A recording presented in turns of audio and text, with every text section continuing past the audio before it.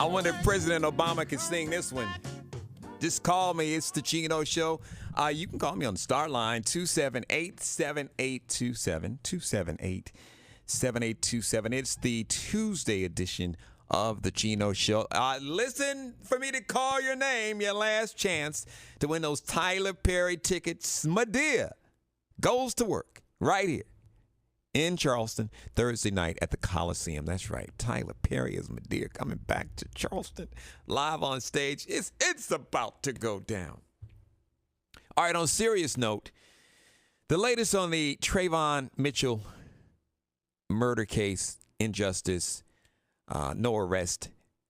It's been 1 month, actually 1 month ago yesterday, that this young man was murdered in cold blood by a self-appointed, self-anointed neighborhood watch person named George Zimmerman. So now we are into the demonize the dead phase. And you knew that was going to happen. His defense attorneys, Fox News, racist. And it's unfortunate, but it is. It is what it is.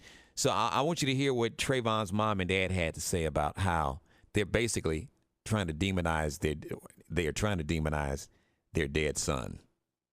Even in death, and Trayvon is gone, he will not be returning to us.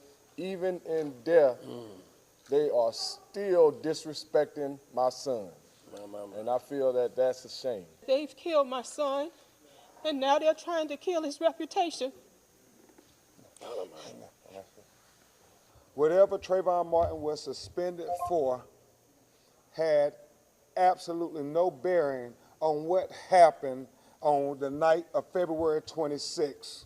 Once again, law enforcement is attempting to demonize and blame the victim by releasing bits and pieces of their ongoing investigation that they feel will help build Zimmerman's claim up. It is irrelevant, completely irrelevant. The most important thing in this whole tragedy is that George Zimmerman disobeyed the police dispatcher and went and stopped and pursued Trayvon Martin and initiated what proved to be a fatal encounter. Now, that's the last person you heard talking. That's one of the family attorneys. All right, because the Orlando Sentinel newspaper, apparently their police reporter got some information leaked from the police department in Sanford, Florida, that the Trayvon was up in the Orlando area. Apparently, he was on a 10-day suspension from school. Apparently, the school officials found an empty, like a little sandwich bag or baggie that had not marijuana, but marijuana residue that was found in his locker. Empty bag, but I guess they ran a test on it and there was marijuana residue. Not weed, not marijuana, but marijuana residue. So he was suspended. So somehow, because he was on a suspension, because there was marijuana residue in a baggie, that justified this man shooting his kid in cold blood, unarmed, except for a bag of Skittles and an Arizona iced tea. So I was thinking, and listen, I got this idea, and I want to share this with all the parents, because what's incredible is that how we as humans can't empathize with this family, with this mother and father grieving. They lost a 17-year-old boy. This is a kid. Teenager, he's a kid. He's 17.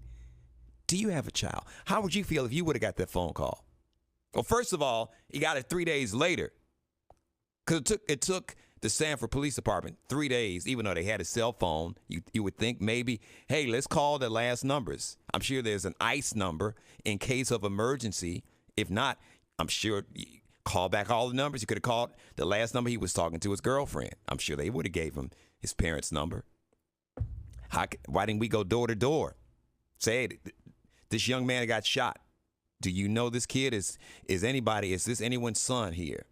So what I was thinking, you know what, and I'm going to start, because we told Allie what to do when strangers approach, but you know what, I'd say give your children, if they don't already have a cell phone, this is even more of a reason to make sure that your kids have a cell phone, because we just got Allie one. especially if they're out, even if they're walking to the store. If any strange person approaches you that you don't know for any reason, you need to dial 111.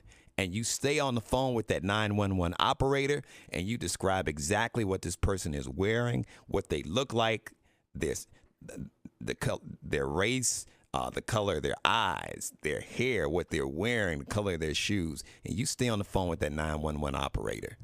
And if this person approaches you, even talk louder and say, listen, 911 operator, this person is standing here and they're trying to grab me.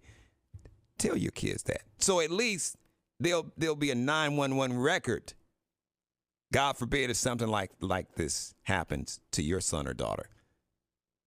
I wish Trayvon would. And there was a report that Trayvon actually made a 911 call. I'm surprised more people are not asking about that. That was an idea that I had. So you might want to think about that, parents. Anything, it's a shame in 2012 with an African American as the president of the United States that our young black men and us parents have to live in fear that somebody would shoot and kill them because of the color of their skin, and being black makes them a suspect. It's the Geno Show. Star 99.7.